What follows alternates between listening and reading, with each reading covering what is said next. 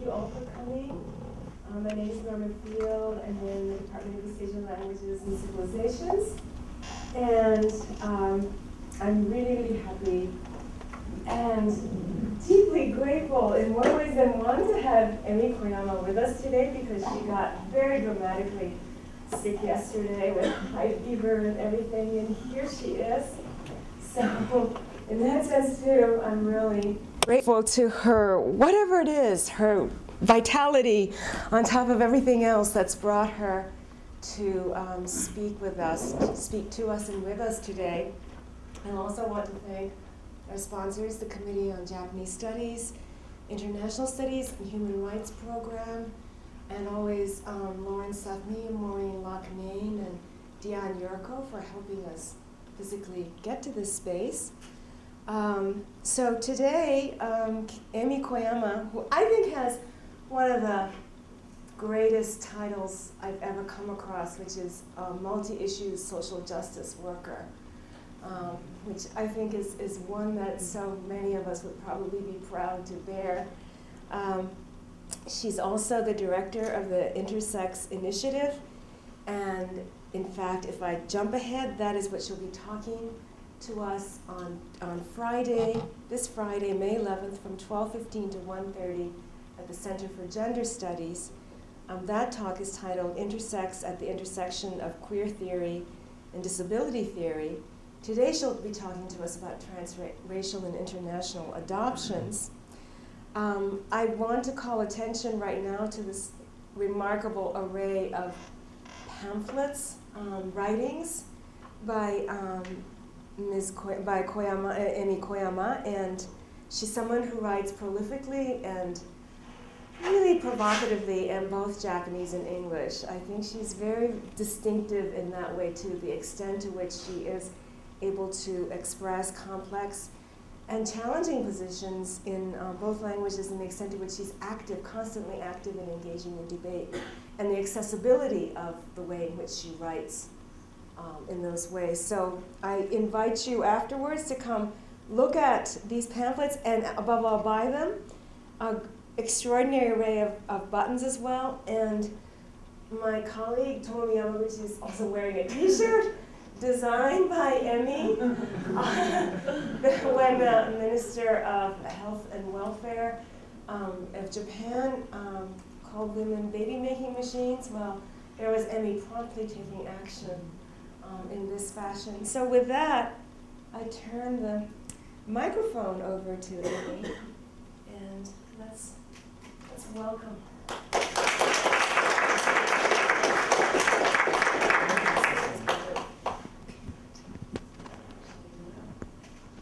Well, thank you very much. Can you hear me? Are you guys okay in the back? Okay, good, because there are some seats here in front of me. Well, thank you, Norma, and thank you, Augustin. Thank you, everybody, for bringing me down here. I'm really excited to be here. I was really sick. I had like this horrible chill last night, and I was just, just totally freezing, even though with all the blankets on me. So like to heat it up, the room is so hot, and then later that night, just got extremely hot. The window doesn't open. So yeah, it was horrible. But I was just sleeping until this morning and trying to get some energy to get up. But once I got outside, it actually felt better because you can see all the green and everything. I'm at the 36th floor now, so I can't see anything. The city lights are really nice, but you can't see the green and all that. So once I got out, I felt much better. So anyway, this picture, some of you may recognize, comes from the Daily Show. And that's a segment I was going to show you before I do this. Okay, hold on. And the sound didn't work, so the sound would come out from here. And you might want to turn off the microphone because it's going to be loud and horrible. Is there another mic? Is there another mic for the audience?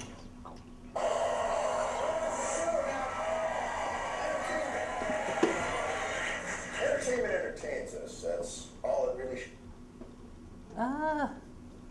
Too Peter? One such trend.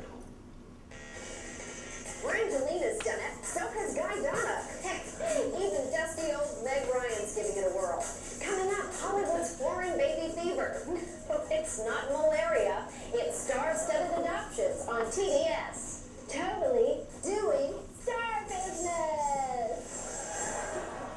Babies have been a part of Hollywood for years now. But domestic babies lack that exotic edge, so the A-list has been literally raiding tombs overseas for their bundles of joy. Right, Billy? You said it, Billy. Adopted foreign babies are so hot that they're literally on fire. To get the skinny, I rode the baby train to trendy Times Square for a toddler talk with celebrity gadfly Michael Musto. Africa is the new Prada store. Hot. Celebrities love the hot new accessory. For a while it was Ugg boots, then it was limestone-studded eyelashes, and then Angelina said, "Wake up, world, it's black babies." Oh my god, I'm getting so excited talking about it. I just wish I had a baby here. Isn't that your baby over there?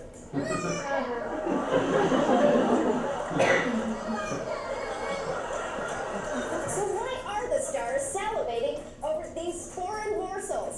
Billy? You bet, Billy. I needed to learn more, so I hooked up with real adoption expert Susan Sunyum Cox. Some of the reasons that foreign-born babies are better than American babies. Well, I wouldn't exactly say it in those words, but one of the reasons that families look to international Say adoption, it using other words. I wouldn't say they're better. One of the things that we think I about, would. I love my baby and all, but let's be honest. A white baby? Talk about trying too hard. I want to name my baby Kilimanjaro. What country should I be adopting from? I would suggest, first of all, that you have to express why it is that you want to So adopt. first, pick a color in your season. For instance, I'm a summer, so I would probably want to adopt a baby from the east. Or warm spot. It was time I kicked the tires on one of these sexy new rides. Wasted sesame. And she was clearly superior to the train wreck that I saw. Snap. Next, I took him for a spin, and it's true what they say. Asian babies can't. Hold on. What's happening? Okay. Oh, I see. Oh my god, it doesn't. Okay, hold on. I'm gonna turn off the sleeping. Okay, where is that? Where was the energy saver? Where is the energy? Oh, there. All the Mac users out there. So, what do I do? It's power adapter, right? It's connected, right?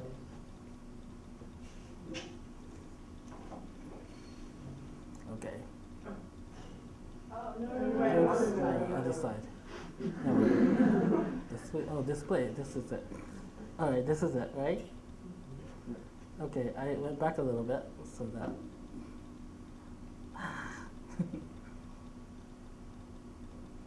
It was time I kicked the tires on one of these sexy new rides. Roasted sesame.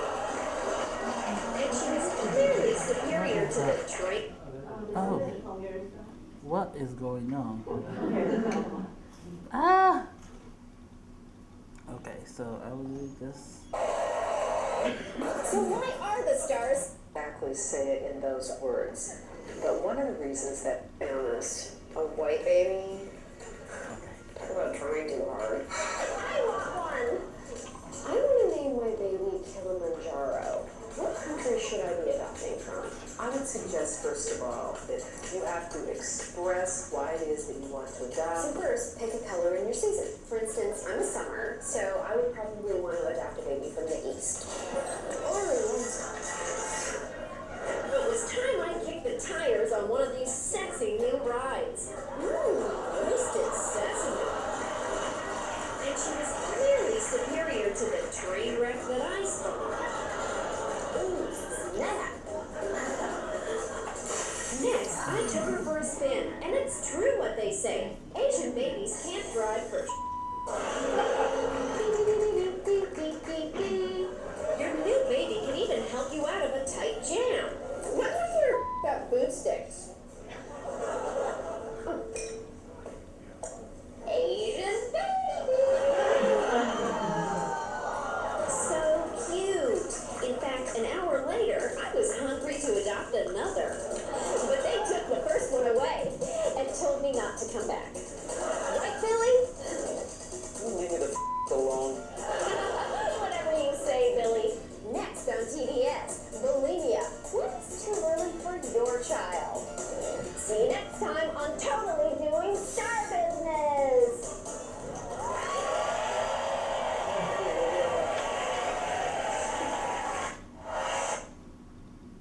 Okay, so that was a struggle, but oh well.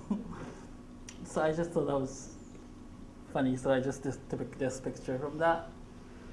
Anyway, I'm going to talk about the transracial adoption and international adoption. When we talk about the transracial adoption, we're obviously talking about mostly the white people adopting the children of color, because white children never get adopted to the parents of color. So, and when we talk about international adoption, again, we're talking about children from Korea, China, and Asian and African countries, and Latin American countries, coming to the parents in the U.S. and Europe mostly. So some of the difficulty with talking about this issue is I've listed here the glorification of parental love. That, you know, aside from the Hollywood, when it's Hollywood, it's okay to joke about it, but when it's not Hollywood, it's just like, you know, people adopting children, that there's so much focus on parental love, and that in general, just you know, between children and parents. And if you're adopting for somebody who is not even related to you, and you know, across racial boundaries, etc., that, you know, much of the focus becomes there's so much love there, and therefore it's difficult to critique what's going on. The second part talks about neutral language, so that again, as I said, you know, we're talking about the children of color, the people of color, the families of color being breaking up, and then the white families adopting the children of color, and yet because we talk about transracial adoption or international adoption, that really masks those racial patterns. The third point is, I think this is really common, the failure to question the way things are, and to put it differently, that we disconnect between what needs to happen today, what needs to happen now, versus how it got there. So that, you know, often obviously children need people to take care of them, and that if we start from the understanding that the children of color are always going to be there, who are displaced or who don't have their parents take care of them, then, you know, because of the disproportionate number of children of color who need families versus disproportionate number of white people who have the economic resources to adopt, could only lead to the answer that white people should adopt those children of color, and yet that itself needs to be questioned, that how it got there, that why do we have all those children of color in the foster system, or in a situation where they need to be adopted, versus why do we have all those disproportionate number of white people being able to adopt in the first place?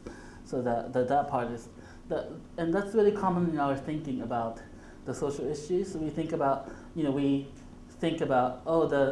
on September 11, the World Trade Center was attacked. Now what do we do? How can we hold those people accountable? And yet, you know, we often don't talk about like how we got there, or even today that we talk about we can't withdraw from Iraq, because if we do that, then that means that there will be a massive civil war, and it's going to be disastrous. And yet, you know, it needs to be questioned, like, how do we get there that we have to be there in the first place? That disconnect, like, obviously, you know, immediately leaving Iraq and just throwing everything out is probably not a good idea. And yet the question shouldn't end there. That we need to talk about how it got there in the first place. So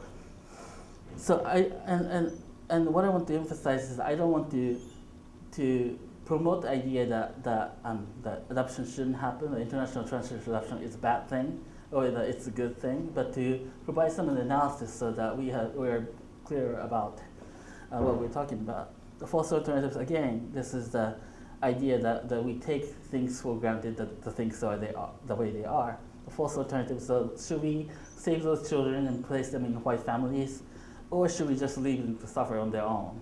And again, that's a realistic question because we live in a society where the communities of color are disproportionately poor, and that the white families disproportionately have the resources to be able to help children. So because of that, that becomes a realistic question, and yet the question shouldn't end there. So,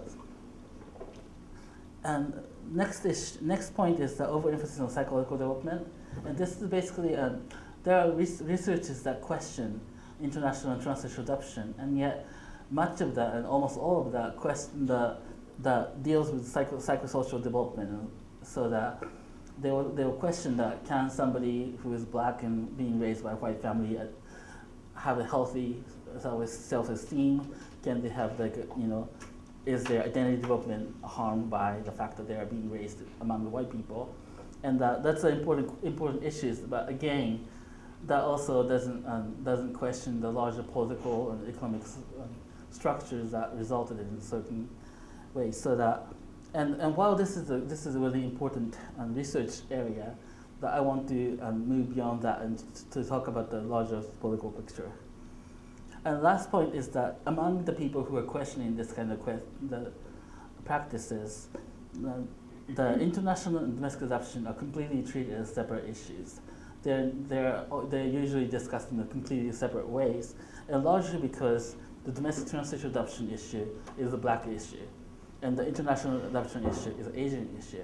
Now that's not necessarily the case, because, in reality, because there are domestic adoption of other people of color, as well as the white children, and also, there are international adoption of the African children, etc.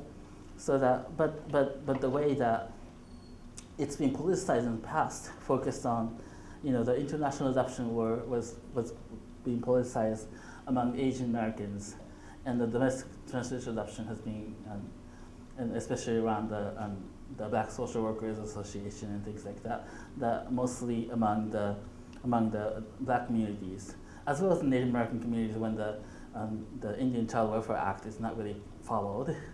So that there's lots of destruction of the Native American families and communities, so that's also an issue. But the fact is that those are treated as two separate problems, two separate social issues, and that when we do that, we really fail to see the kind of similar patterns that happens in both the international and domestic transracial adoptions. So those are some of the issues that I want to address. International adoptions. Now, and even though I talk about that, because I come from Asian American background, my focus is actually international adoption, because that's all I know more about. Although I try to get more domestic and deals with the domestic child welfare system and the welfare policies and how that impact the people's community of color. International adoption. This is a flyer for the international adoption. It's Americans for African Adoption, actually, but it's how you can see that how the pictures themselves just really show. This is like how before and after picture. This child became so much happier in America, and etc. I think the interesting part is here: low-fee children are escorted from Africa, so that means that you don't have to go to Africa to pick up the child, which many other countries will require you to go. Like China, you have to go to China. But if you are disgusted and you don't want to go to Africa, you can still adopt. And they talk about like children tested for all of the diseases, so they're not going to bring in any disease. So, and this whole like pattern, like your family is needed, and the Africa is just crying.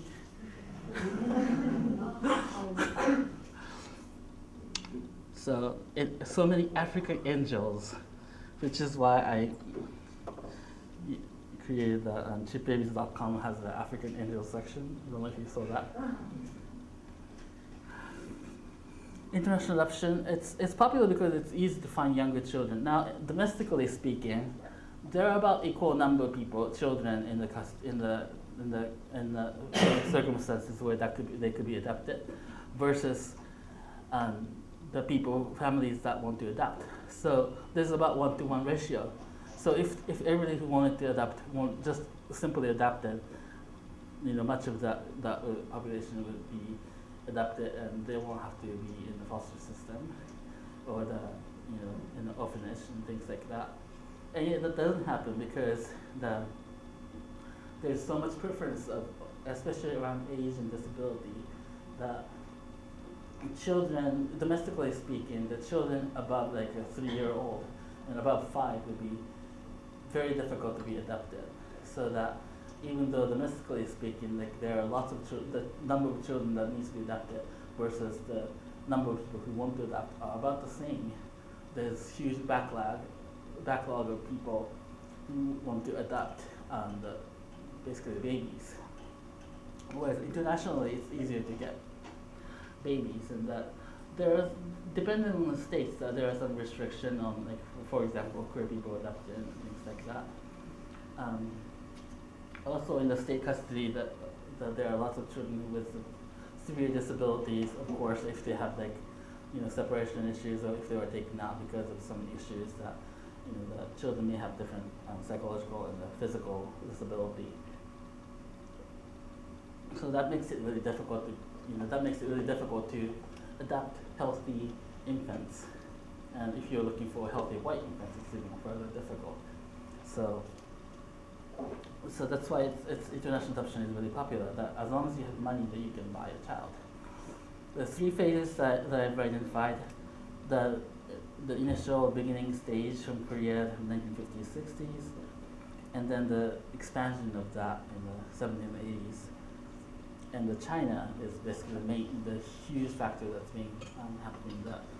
The South Korea has been the largest country that exported largest number of children since the 50s, and yet I think in the mid-90s, China actually came top. So this is the Holt family. This is David, but that's wrong. It's not David. It's what was his name? Henry or something. I'm sorry. No, Harry Holt. Harry. Okay, it's not David. If you're taking notes, it's Harry. It's this guy. So this is a fundamentalist Christian preacher that started the Holt International, which is the largest adoption agency in the world. That it does both international and domestic. It also does some of the domestic in other countries. But they read in the newspaper that after the Korean War, all the children on the left who are basically the mixed race children, and when I say mixed race, we're talking about the children of a Korean women and the American soldier, and many of those children were basically abandoned, and of course the women are also abandoned when they either they were raped, or if they were in prostitution because of economic circumstances, or because they actually had a relationship with the American soldier, and yet they were also abandoned when they left, and the soldiers came back to the U.S. And along with them, the children were also abandoned there, and a huge number of them were left in the orphanage system, which was horrible at the time. It's not to say that it's not horrible today, but it was much worse at the time. So the Holt family read that in newspaper and decided, okay, we can adopt a bunch of kids, as you can see, and so they just converted all of their house, kitchen and everything, and put a bunch of beds in it, and decided to adopt. And so they wrote to Congress and had the law changed within 3 months to allow that kind of international adoption. So that's really the beginning of the international adoption in the U.S. And this came from Eugene, Oregon. and I actually went to Eugene to go to the office and had their paper and all that. They still require you to sign a statement that says that you are Christian and you raise a child in Christian faith in order to adopt, because that was a part of the adoption was that that those children are abandoned in Korea and that they are not being raised in Christianity, so that to raise them under Christianity was the main goal for him. Okay, so initially 99% of those children were the children of Korean women and American soldiers, and that many of them were adopted. Many of them were abandoned because of the war and because the U.S. soldiers who fathered them had left. And but since then, the Korean government has promoted adoption for both economic reasons and also because of the Cold War rationale, which is that, and there was like a common Cold War rationale for both the U.S. and Korea, that South Korea wanted to make sure that the U.S. would commit to defending South Korea against North Korea and China, and that the U.S. wanted to make sure that they have the Korea as a Korean basis and as a way to confront them, so confront North Korea, China, and Soviet Union. So that because of the Cold War rationale, that combined with the economic rationale that South Korea could not afford to take care of all the children at the time, of course, like they have just been recently liberated from the Japanese occupation, and that they've just fought the major war. So because of that has gone on. Now, some people have said that, well, but that makes sense for the 50s. In the 1950s, the Korean government really didn't have very much choice because, first of all, they were, all of their infrastructure were destroyed through the war, so that there wasn't much choice. And yet, the children from Korea the South Korea kept exporting children, between the 50s and toward, I think, the late 80s. Still, like in the 80s, Korea has sent out about like 8,000 children a year. So, and that cannot all be explained by, of course, by the Korean War. Now, it can be explained in the 50s, but in the 80s it cannot. And what happened was that the Korean adoption shifted from the children who were left behind by the war to the children with unwanted mothers and the children from unwanted pregnancies. So that, and part of that, of course, has to do with the cultural issues. There's cultural preference for the children who are associated with blood. That there's so much cultural preference for against the children who have disability and all that, and that does have a role in producing this, like a large number of children being exported, and yet that cannot explain it all by itself. That because the infrastructure for exporting children was set there because of the war. Now, also in the 70s, 80s, the makeup of the Korean children who are being exported has changed. At the same time, that the children from the other countries have also being sent to the U.S. and other countries. Now, I say U.S. because U.S. is the largest importer of the foreign children, but actually, if you look at the per capita, it's the Sweden that has imported more children, and that's really interesting to see because Sweden tends to be the country that is like way ahead on every human rights thing compared to the U.S., but they actually accept more children from other countries than the U.S. when you look at the per capita, even though there are like international treaties that really says that international adoption is basically a bad idea. Now, expansion to other countries, Vietnam, Cambodia are the main, and are also the place that because of the U.S. Because the U.S.-led war and between the North and South Vietnam, and actually the adoption business really spread out in the South Vietnam when children are being orphaned and otherwise that they are sent to the U.S.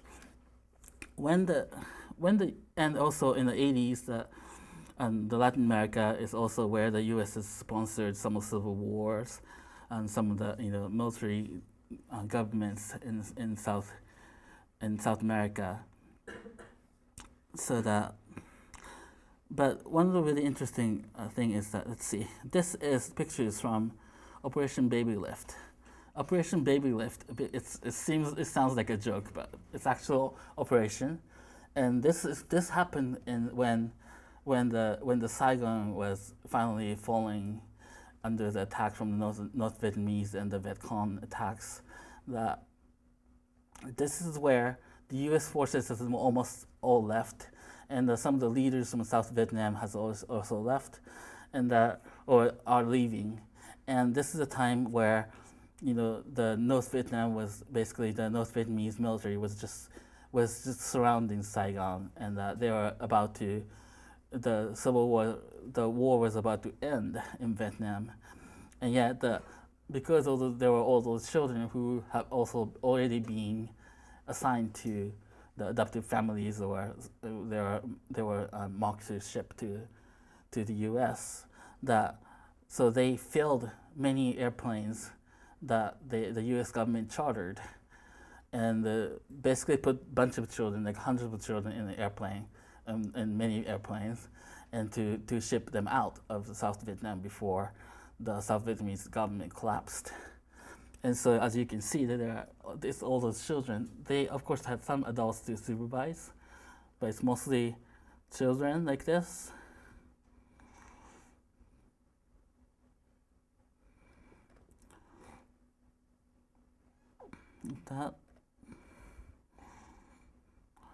So this is like how few adults there are. So and the thing that happened was that because this was like under when the U.S. forces have almost completely left, and some of the South Vietnamese officials were also fleeing from the country. That some of those airplanes have been shot by the North Vietnamese military, thinking that's the U.S. military that's trying to leave. So it was attacked, and all those children, hundreds of children, were killed. And so that's the historical pictures from the Operation Baby Lift.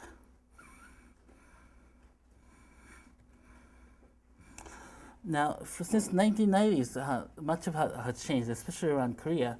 The Hague Convention is an international treaty that is designed to protect children in adoption, in international adoption and other adoptions.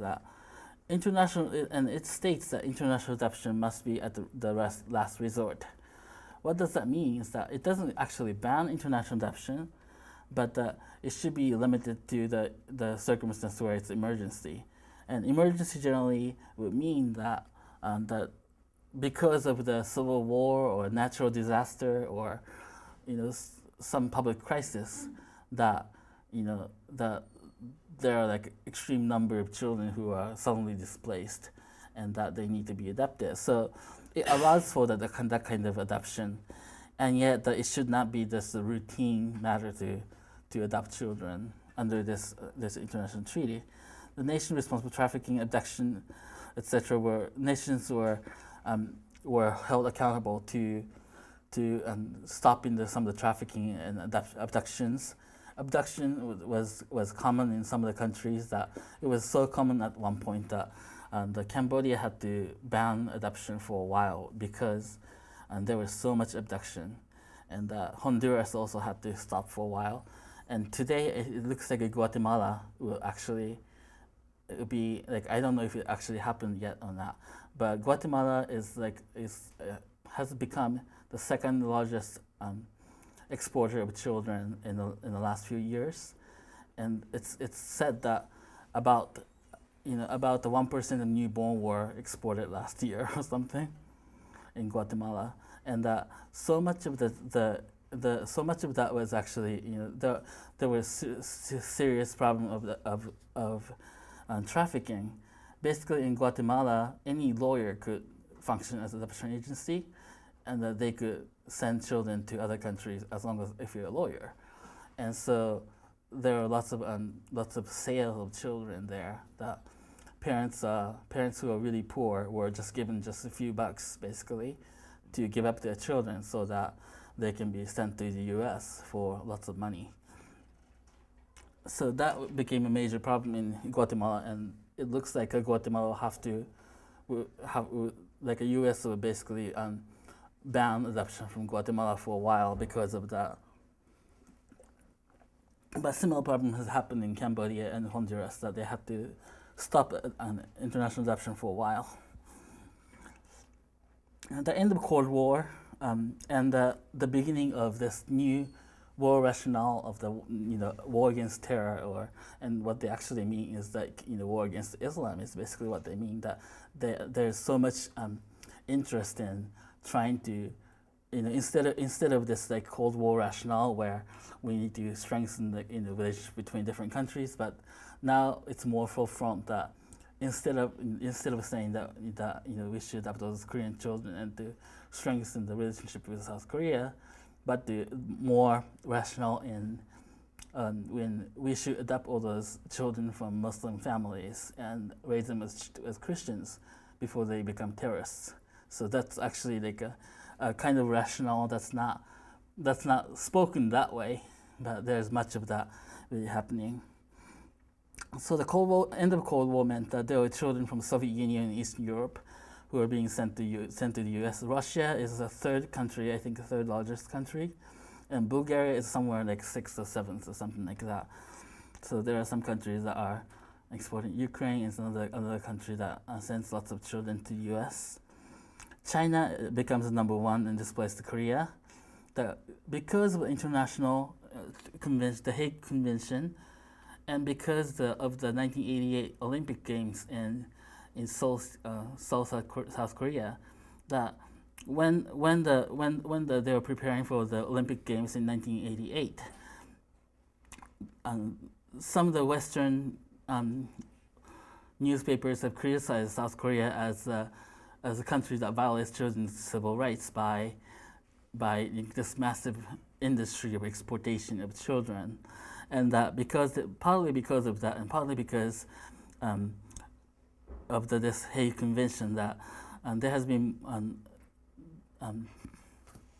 the international adoption has become more controversial in Korea, and that since 90s that they've actually encouraged Korean people who are adopted overseas to return to Korea, and of course there has been like lots of prejudice against those people, but now the South Korea is actually becoming more supportive of people who are returning now, which again is obviously difficult because people are being raised without speaking Korean language.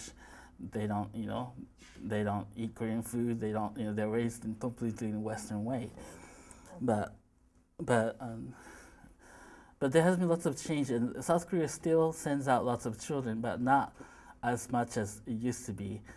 South Korea has sent out like 8,000 children a year at one point, and yet today it's much lower.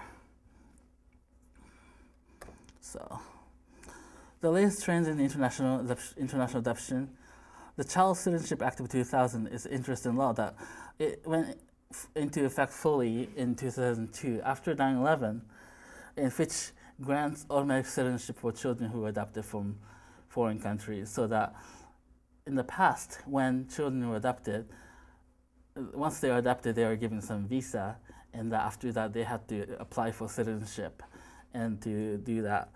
And yet, this allows for automatic citizenship as long as you meet certain criteria, that children are granted citizenship automatically when they enter the U.S. And the question is that how often does the immigration law change to grant automatic citizenship to anybody? But it happened because the parents who adopt tend to be the ones who are really rich, and that they have lots of they have influence in the government. The politicians listen to them, so that they've actually changed those laws to accommodate the needs of people who are adopted. All the while, all the other kind of immigrants who are facing like more and more difficulty entering the U.S. and difficulty obtaining visa, difficulty obtaining citizenship. So that's a huge how you can see like how that's different from like how the other ways that people who are born in other countries are treated. versus the children who are being adopted by the families in the U.S. The tsunami, the tidal wave in South and Southeast Asia was a major issue. Some of the places that were affected were, for example, Indonesia. The Aceh area of the Indonesia Indonesia is predominantly a Muslim country, and because of that, there has been campaign after the tsunami damages to quickly adapt all those children to U.S. so that they can be raised by the Christian families. And it was actually encouraged that, for example, Aceh it's a semi-autonomous region within Indonesia, and Western organizations can't operate there. But because of the tsunami, it's a natural disaster, they loosened some of the laws so that Western rescue organizations can get in and give food and everything.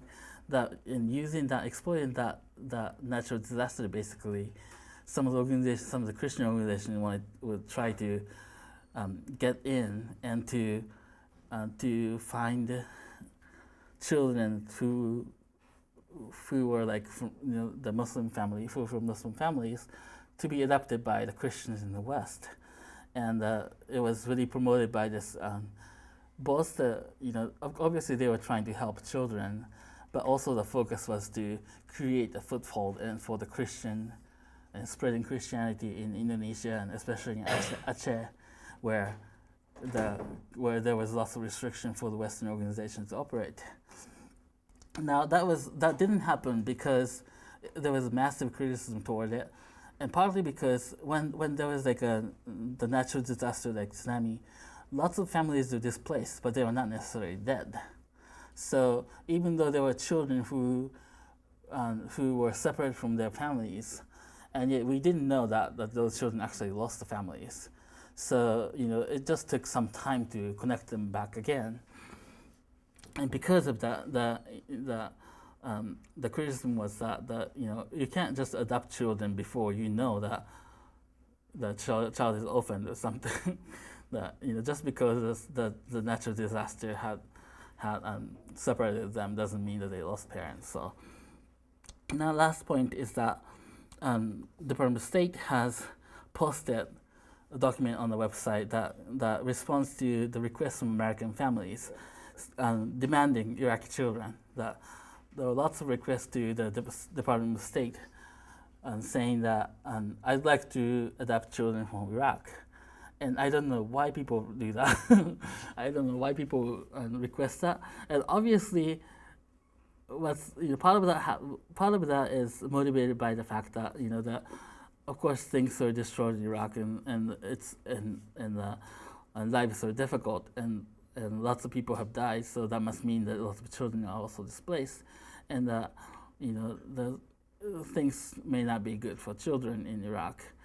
But at the same time, it seems as if that because of our experience in Korea and Vietnam and Latin America, that we now see children as like the war trophy, that is something that we win. And obviously people are not actively thinking that way, but we're acting as if children are war trophy, that demanding children from Iraq as because we beat Saddam Hussein and we won or something, mission accomplished, I guess. But which, by the way, they're not allowing Iraqi adoptions at this point, which I don't know why they would allow that, because I don't think they have the large number of orphans compared to other countries or anything. But the fact that there was huge demand for Iraqi children, the people requesting Iraqi children, is a really interesting thing. Some of the factors, cultural social practices, is often cited as the primary reason for international adoption. So people talk about, the Chinese adoption happens because of the policy of allowing only one child per family, and that there is strong preference for boys. So if the girls are born, they are abandoned, and that's why there's international adoption.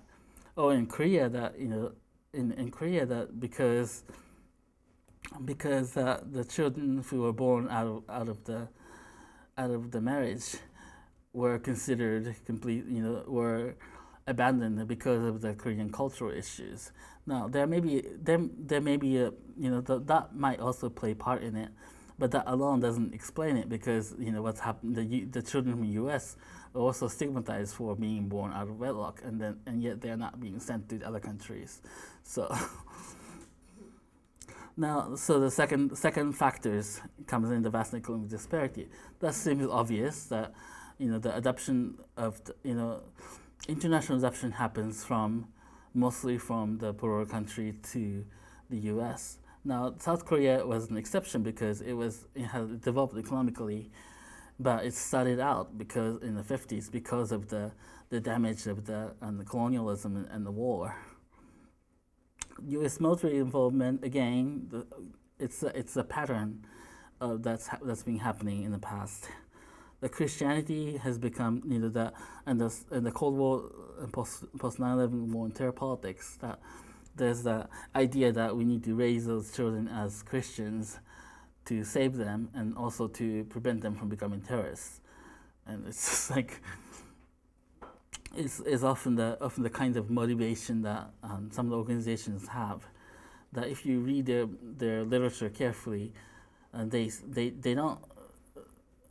Well, they take for granted that it's to save children, but they also talk about how we need to build like a stronger international the network for the Christianity and creating the foothold of Christianity in the Muslim countries, the predominantly Muslim countries, so that, and they consider the international adoption as a part of it, that creating adoption agency, creating social service agencies to, within the countries where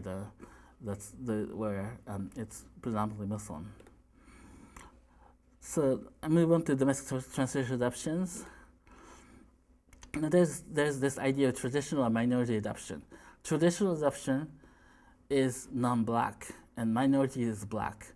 And that may be really strange because Asian children are considered to be traditional and not minority, or Latino children or Native American children.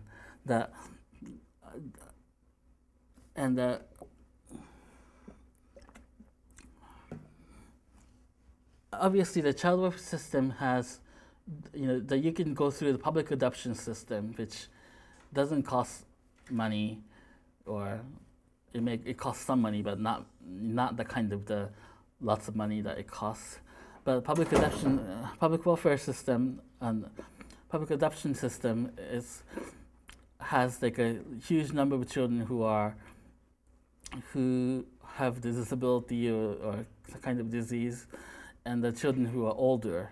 Now we don't have they don't have the many healthy white infants, which is like a small group of people, but small number of the children who are in the system are healthy white infants, so that it's difficult to go through that. Adoption agencies, you may have like a better chance of getting what you want, and yet the cost is really high. And traditional minority adoption is actually it's presented as traditional, and it's presented as white versus black, but the reality is non-black versus black, and that's really interesting in that like Asian children are basically grouped with the white children and all that. What happens is that the minority adoptions are cheaper, so that by like $5,000 it's cheaper than traditional adoptions, so that the black children are basically cheaper, and there are less restrictions, the requirements are lower for the minority adoptions, which means that, for example, the adoption agency might have a policy about like how large your house has to be per child. So if you already have this many children and in this amount of house space, the rooms are like there are this many rooms, and if you have this many children, you cannot adopt white children, but you can still adopt black children, because black children obviously doesn't need as much space as white children do. Now, the claim that they make about this is that it's actually they're trying to make adoption accessible to the black families. Is the rationale for it, that by making it cheaper and by making the like house size requirement and things like that much looser, that they're making adoption more accessible and easier for the black families, so that to promote more black and adoption. And yet the only thing it does is that it devalues black children. I mean, obviously, if you are treating them as require much less money and much less space, much less income on the parents' side, that just everything, that the parents could be older than if it were, by having the less restriction.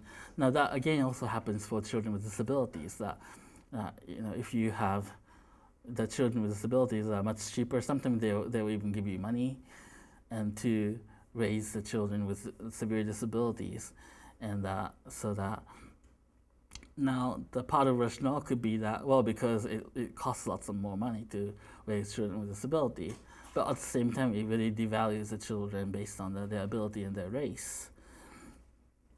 And decline welfare state. So since around the 70s, there's a steady decline of the public support for keeping the families together, so that there's much less support, and that today the majority of children of color who are being taken to the state custody are not abused, but they are, quote, neglected. And this construction of neglect is really interesting. That construction of neglect actually, basically, historically speaking, started out as meaning like extreme exploitation. That, for example, making children work in a coal mine or something. That was considered the neglect. The prostituting your child, or things like that would put the children at the severe danger, was considered a neglect in the beginning.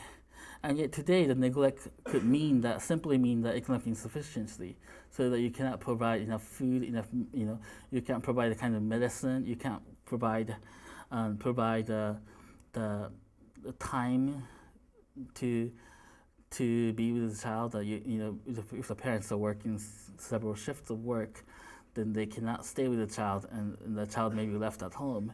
That's neglect. If the parents couldn't clothe the children properly, if the parents couldn't afford heat, so they were, so the house was like cold at winter, and that could be considered neglect. So the neglect traditionally meant severe exploitation, but today it means it could mean, like, obviously that still means neglect, but today it could mean the parents simply not being able to provide economically something that we believe it should be provided, and yet we have less and less support, the public's financing support for the kind of because those are issues that if there was enough food, if there was enough subsidy for energy, if there were enough, public welfare support, children wouldn't be, quote, neglected. And yet we're withdrawing the money from that and then putting more and more money into, like, there was a new adoption law in the 2002, I think, and the more money for finding foster families and compensating them, and also finding adoptive families and compensating them, and the finding part has cost lots of money, and also to provide lots of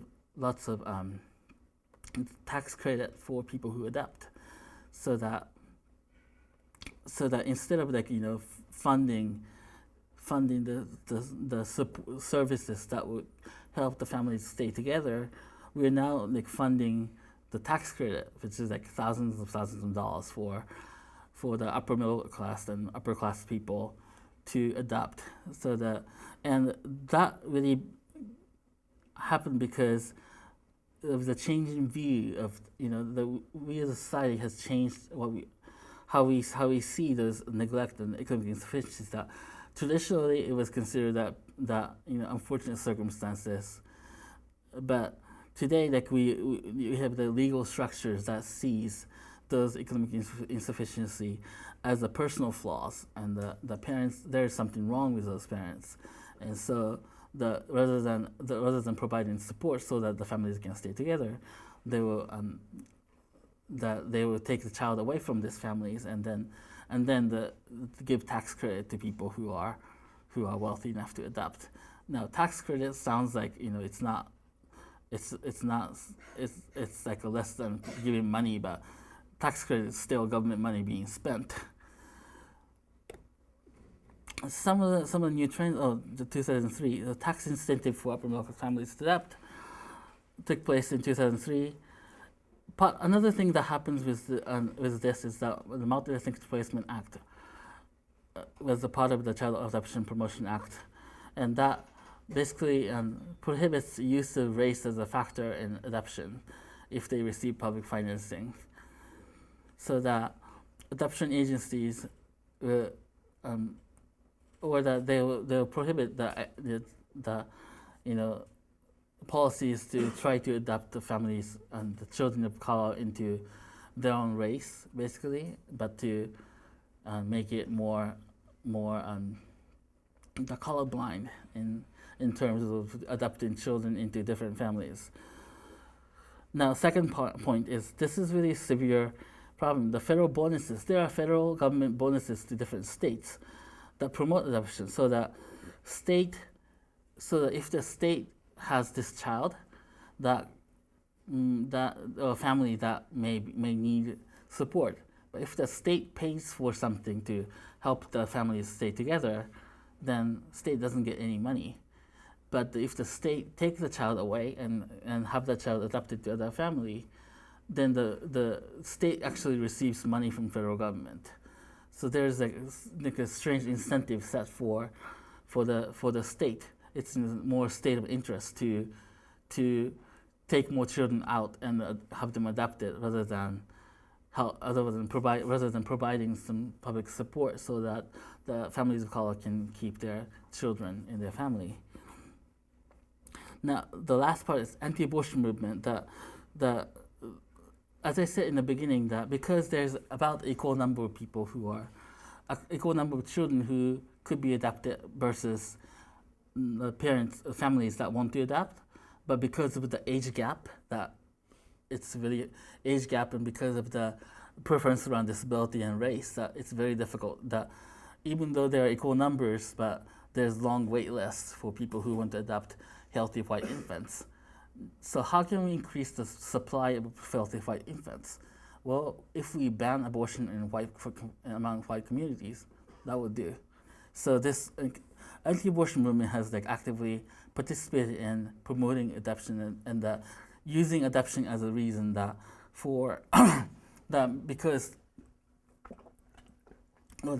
using adoption as an alternative to abortion, and what they aim for is that today many of the children are in adoptable circumstances who are too old to be adopted. But if we can make adoption an alternative to abortion, then we get a huge supply of children who are basically infants, and many of them very healthy infants who are, whether they're white or not, but still healthy infants. So that because they're in a heavy demand, that they're seeing abortion, the anti-abortion movement is seeing that's the way they will fit in. That prohibiting abortion or making it unavailable to people as a way to increase supply of children, healthy children into the adoption market. What's wrong with this picture? About this picture? Did you see this at the beginning? So there's today's specials, healthy white infants. If you click on healthy white infants, it's always out of stock. And the domestic ethnic, Oriental imports, and this is the Oriental imports part, and African angels, South American treasures, and Canadian. And underneath there, the bestsellers, bargain babies, alternative families, shop by age, used and refurbished, and slightly imperfect. I just made this up. Obviously, this is not real, but it's scary enough. It's almost real. There's no website that tells children like this. Yeah, this is not real. So, and there's actually on eBay, you can't sell children on eBay, right? Because it's a human body and eBay prohibits that.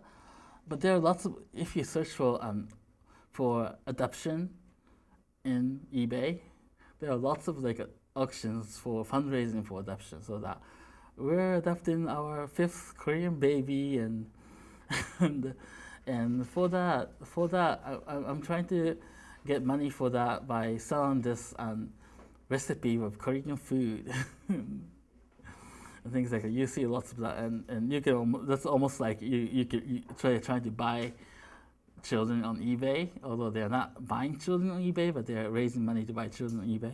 So anyway, it's crazy. But so psychodevelopmental concerns like psychosocial issues, identity development, confusion, isolation, and obviously, if you're raised in the middle of Iowa, and if you're a child of color in a white family in the middle of Iowa, that I have nothing against Iowa, by the way. I'm from Missouri. I'm from Missouri, and I say that to prove it. Yeah. And so there's lots of issues around isolation. The people, children being raised as white, so that they try to adapt to that kind of white identity, and that not quite working. So that's often an issue. Attachment issues, of course, any kind of adoption involves attachment issues, but especially so if you don't have people around you who look like you at all. And abuse and exploitation. Well, before that, parents filtering cultural exposure, so lots of parents feel that they need to expose children to the culture of their child, but the parents are often ignorant about the culture, so that they have a Chinese children and they take them to like some Japanese something to, thinking that's like exposing to their culture, or that they will just accept some of the caricature of the culture for the child, that is really scary. I go to important where I live. I go to the taiko performance. They have this really acrobatic taiko performance. There's important taiko, which is their stuff is really great. But I see so many children, like Asian children, with their white parents, and I don't know, like it's it's obviously better than people who are not even concerned about exposing children to their culture, and yet because the parents end up filtering it, and that really creates a different dynamic in it, and obviously the majority of parents, families, and people here would not know that much about the cultures, the Korean culture, Chinese culture, that they end up like providing this kind of caricature of that culture.